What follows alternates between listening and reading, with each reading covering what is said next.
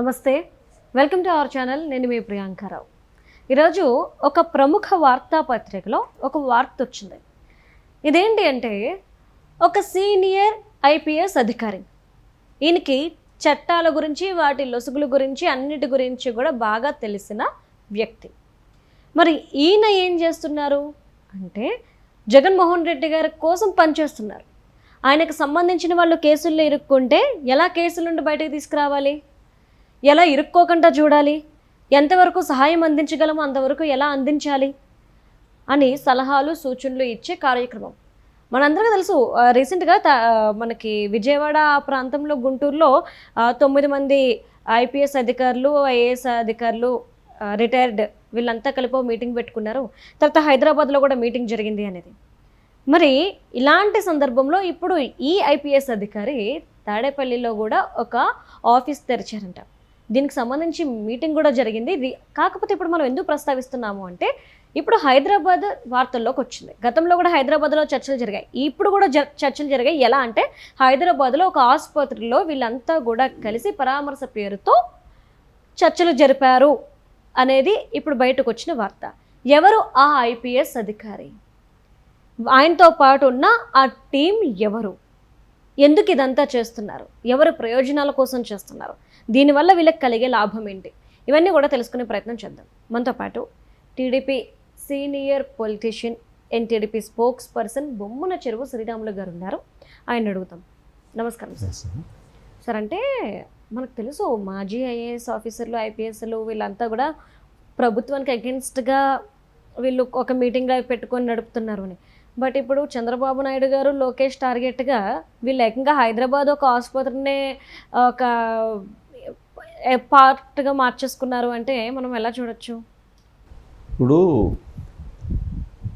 మనం చూస్తే 2019 నుంచి 24 వరకు ఈ మొత్తం అంతా సెక్రటరీసు, కమిషనర్సు, డీజీ స్థాయి పోలీసులు, ఇంటెలిజెన్స్ స్థాయి, డీజీపీ స్థాయి, వీళ్ళంతా జగన్మోహన్ రెడ్డికి, అందరూ కాదు కొంతమంది, డీజీపీ చేసి ఏపీపీఎస్ కమిషనర్గా అపాయింట్ అయిన వ్యక్తి కూడా చైర్మన్గా, ఆ స్థాయిలో వాళ్ళందరూ కూడా అతనికి ఒక రకంగా అది ఊడిగం అనొచ్చా, లేదంటే దాసోహం అనొచ్చా, ఆయన చెప్పిన పని రూల్స్కి వ్యతిరేకం అనొచ్చా, బిజినెస్ రూల్స్ అనేది ఉంటుంది ఒకటి ఐఏఎస్ ఐపీఎస్ మాన్యువల్లో, ఇది సెంట్రల్ గవర్నమెంట్ ఫ్రేమ్ చేసి ఉండేది.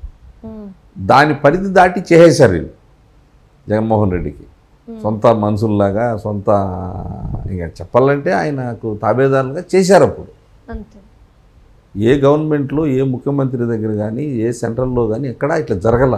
ఏదో ఒకరు జరిగింటే వాళ్ళ కర్మ కొద్ది పోయారు వాళ్ళు అప్పుడు. కానీ ఇంత పెద్ద ఎత్తున చేసి కూటమి వచ్చిన తర్వాత అవన్నీ బయట వచ్చినాయి. వీళ్ళ తప్పులు, వీళ్ళ యొక్క చేసినటువంటి చట్ట వ్యతిరేక పనులు, ఐఏఎస్లు, ఐపీఎస్లు చూసాం మనం. చూసి 1 by 1 సస్పెండ్ అయ్యారు, కేసులు వచ్చాయి, కొంతమంది జైలుకు కూడా పోయారు. ఇండియన్ హిస్టరీలో మొట్టమొదటిసారిగా ఒక డీజీపీ కావాల్సిన వ్యక్తి, ఆ స్థాయిలో ఉండే వ్యక్తి సీతారాం ఆంజనేయులు అరెస్ట్ అయింది కూడా అతనే ఫస్ట్ దేశంలో. ఫస్ట్ చూడండి, ఎవరూ లేరు ఇంతకుముందు. సో ఆయన అంత కెరీర్ ఉండింది ఆయనకు, మంచి ఆఫీసర్ కూడా గతంలో. ఆయన కర్నూలు చేశాడు, తర్వాత వైజాగ్, మన విజయవాడ చేశాడు కమిషనర్గా, కర్నూలు ఎస్పీ చేశాడు, ఫ్యాక్షనిజాన్ని బాగా అంచాడు గతంలో, రౌడీజాన్ని, ఇవన్నిటిని. సరే, వీళ్ళు రాను రాను ఇంకా ఆ స్థాయికి వచ్చేటప్పటికి జగన్మోహన్ రెడ్డి వీళ్ళ వీక్నెస్, లేదంటే జగన్మోహన్ రెడ్డి నయానో భయానో లేదా స్వామి భక్తో ఏదో ఆ రోజు ముఖ్యమంత్రికి ఉడిగించేశారు వీళ్ళు. ఈరోజు చిక్కిపోయారు, మొత్తం ఇబ్బందులు పడుతూ ఉన్నారు. ఇప్పుడు చూడండి, సునీల్ కుమార్ రిటైర్డ్ అయ్యేటప్పుడు కూడా ఆయనకు పనిష్మెంట్తో రిటైర్డ్ అయ్యాడు. ఆయన పోస్టింగ్ కూడా లేదు కదా. అంటే వీళ్ళ కెరియర్లో మచ్చంగా అది జీవితాంతరం, వీళ్ళు ఇంకా దాంట్లో తప్పించుకోలేరు. పోయిపోచ్చు కేసులు ఉన్నాయి వీళ్ళ మీద, కెరీర్ పరంగా కేసులు, చట్ట వ్యతిరేకంగా చేసినటువంటి కేసులు ఉన్నాయి. సో వీళ్ళు బయటపడలేరు కదా. కాకపోతే వచ్చే 29లో ఉన్న జగన్ను మళ్ళా తెచ్చుకుంటే చూడు వాళ్ళ సావు ఎంత ఉందో, ఎంత బాధ ఉందో. ఎంకి సావు సుబ్బి పెళ్ళికి వచ్చినట్టు అదేదో ఉంది సామెత, ఆ పరిస్థితి అయిపోయింది వీళ్ళకు. ఇప్పుడు జగన్ కంటే కూడా వీళ్ళకి ముఖ్యము 29లో కూటమి ఓడిపోవాలని. అది అవుతుందా? వీళ్ళు ఏమన్నా ప్రజలను ఇన్ఫ్లుయెన్స్ చేయగలుగుతారా? పోనీ మీరు అప్పుడు అధికారంలో ఉన్నారు కదా 19 నుంచి 24 వరకు, అప్పుడేమన్నా ప్రజలను మీరేమన్నా మార్చగలిగినారా? జగన్మోహన్ రెడ్డి చేసినటువంటి దాష్టికాలకు, ఈ చట్ట వ్యతిరేక కార్యక్రమాలకు ఐఏఎస్లు ఐపీఎస్లు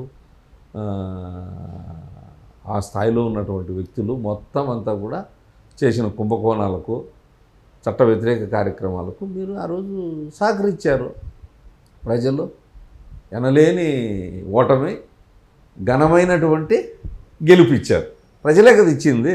ఆ రోజు మీరు అధికారంలో ఉండే చేయలేనప్పుడు ఇప్పుడు మీరు ఎన్ని కుట్రలు చేసినా, కుతంత్రాలు చేసినా ఇది జరగదు. ప్రజల్లోకి వెళ్ళిపోయింది ఇది బాగా. సో వీళ్ళకే ఇప్పుడు అవసరం.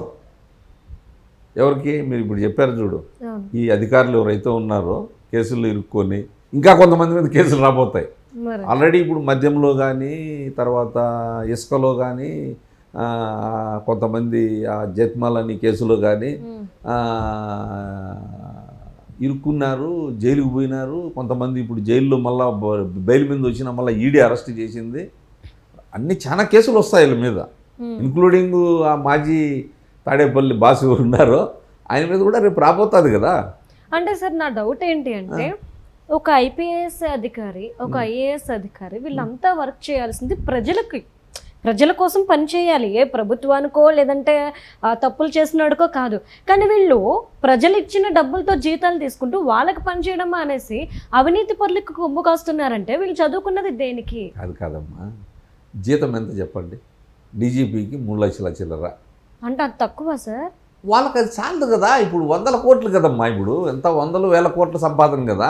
హైదరాబాద్లో పెట్టుబడులు పెట్టాలా, కంపెనీలు పెట్టాలా, బినామీలు పెట్టుకోవాలా, సూట్ కేసులు పెట్టుకోవాలా. అదే కదా జగన్మోహన్ రెడ్డి ప్రభుత్వంలో ఇరుక్కున్న వ్యక్తులంతా అదే కదా. మరి దేశ చరిత్రలో లేదు ఇది.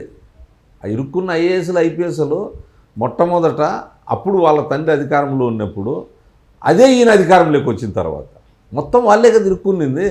స్పెషల్గా వచ్చి అదెవరు వాసుదేవరెడ్డి చూడండి, మద్యం కుంభకోణంలో అతన్ని స్పెషల్ ఆఫీసర్గా పెట్టుకున్నారు ఇక్కడ. అతను ఏదో రైల్వేలోనూ ఏదో పని చేసుకునేవాడు ఆయన, ఐఆర్ఎఫ్ఎస్లో ఏదో.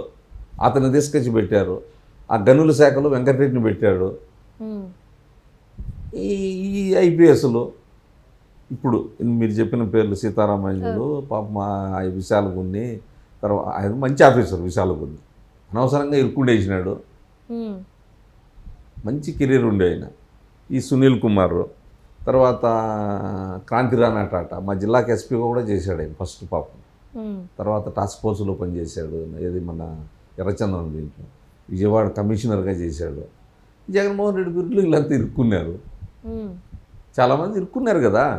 రిటైర్డ్ స్టేజ్లో కూడా వీళ్ళకి ఇంకా చాలా ఇబ్బంది అవుతుంది. మొన్న ఆయన రిటైర్డ్ అయ్యాడు ఐపీఎస్ సునీల్, సస్పెన్షన్లోనే రిటైర్ అయినాడు ఆయన. శ్రీలక్ష్మి మళ్ళీ ఆమెకి ఏదో గౌరవంగా ఏదో పోస్టింగ్ ఇచ్చారు. ఆమె ఐఏఎస్ కాబట్టి సరే, ఆమె కూడా పాపం గతంలో కేసులు ఇరుక్కొని జైలుకి పోయి వచ్చిందే కదా పాపము. నేను చెప్పేది సో వీళ్ళంతా అది డబ్బుకి ఆశపడ్డారా, లేదంటే పదవి ప్రమోషన్లకు ఆశపడ్డారా, ఏదో జగన్మోహన్ రెడ్డి దగ్గర పనిచేసి అంతకుముందు వాళ్ళ తండ్రి అధికారంలో ఉన్నప్పుడు ఈయనకి చేసి సూట్ కేసు కంపెనీలు పెట్టడము, అప్పుడంతా వాళ్ళే కదా. ఎవరు? మన ఎల్వి సుబ్రహ్మణ్యం ఇరుక్కున్నోడే, మన్మోహన్ సింగ్ ఇరుక్కున్నోడే, ఆచార్య బీపీ ఆచార్య ఇరుక్కున్నోడే, శ్రీలక్ష్మి ఇరుక్కునిందే. ఎంతమంది? ఒక చీఫ్ సెక్రటరీగా పనిచేసి ఆమె బీజేపీకి పోయి ఆమె కూడా ఇరుక్కునింది అప్పుడు పాపం, రమాదేవి ఎవరు. సో ఇవంతా కూడా కాదేది అనర్హం అన్నట్టు వాళ్ళు ఐఏఎస్లు ఐపీఎస్లు పూర్తిగా స్వార్థానికి పనిచేశారా, లేదంటే భయపడి చేశారా, రూల్కి వ్యతిరేకంగా చేశారు, ఇరుక్కున్నారు. ఇప్పుడు కుట్రలు పన్నుతా అన్నారు. ఎట్లా వాళ్ళకి అవసరం కూడా 29లో రాలేదనుకో వీళ్ళ పరిస్థితి ఘోరాతి ఘోరంగా ఉంటుంది. జగన్ కంటే వీళ్ళకి ముఖ్యం ఇప్పుడు. కాబట్టి ఆ కుట్రలు చేస్తూ ఉన్నారు. కుట్రలు ఏం ఫలించవు. మీరు ఎన్ని చేసినా ప్రజల దగ్గరికి పోవాల్సిందే. మీరు ప్రజల దగ్గరికి పోలేరు. మీరు ఇట్లా కుట్రలు చేస్తూ కూడా బయటపడతారు. ఇప్పుడు ఆల్రెడీ గవర్నమెంట్కి వెళ్ళిపోయింది, రిపోర్ట్ వెళ్ళిపోతుంది. ఎవరు ఏ హాస్పిటల్లో కలిశారు, ఏ 5 స్టార్లో కలిశారు, దుబాయ్లో కలిసి చేసేవాళ్ళు గతంలో. దుబాయ్లోకి పోతే తెలిసిపోతుంది గవర్నమెంట్లో. గతంలో ఆ సునీల్ కుమార్ పోయి వచ్చాడు కదా దుబాయ్, అది ఇదంతా కూడా ఏది డ్యూటీలో ఉండే డీజీ మన ఫైర్ ఆఫీసరు ఇంటెలిజెన్స్లు ఉన్నాయన ఇంకొక ఆయన సుప్రీంకోర్టు వరకు పోయాడు, బెయిల్ రాలా ఆయనకు. అరెస్ట్ అయ్యాడు కదా, ఆయన కూడా ఇంటెలిజెన్స్లో చేశాడు కదా ఆ చంద్రబాబుని అరెస్ట్ చేసినప్పుడు. అట్లా వీళ్ళందరూ కూడా ఏమంటే ఇప్పుడు వీళ్ళకి అవసరం కుట్రలు, మరెవరు జగన్మోహన్ రెడ్డి ప్రోత్సహిస్తాడు, ఇంకా ఇరుక్కోండి మీరు ఇంకా తగులుకోండి కావాలంటే అని. కాబట్టి ఇవేవి కాదు, ప్రజల విశ్వాసమే ప్రజల యొక్క తీర్పే శిరోధారం అవుతుంది భవిష్యత్తులో. కూటమి మళ్ళా కూడా ఖచ్చితంగా రాసి పెట్టుకోమని నేను రాసి పెట్టుకోను చెప్పను, ప్రజల గుండెల్లో నేను చిరస్థాయిగా నిలిచిపోతుంది ప్రభుత్వం చేసే పనులు, అభివృద్ధి. 29లో మళ్ళీ చంద్రబాబు నాయకత్వంలో కూటమి ప్రభుత్వం అధికారంలోకి వస్తుంది. Thank you so much.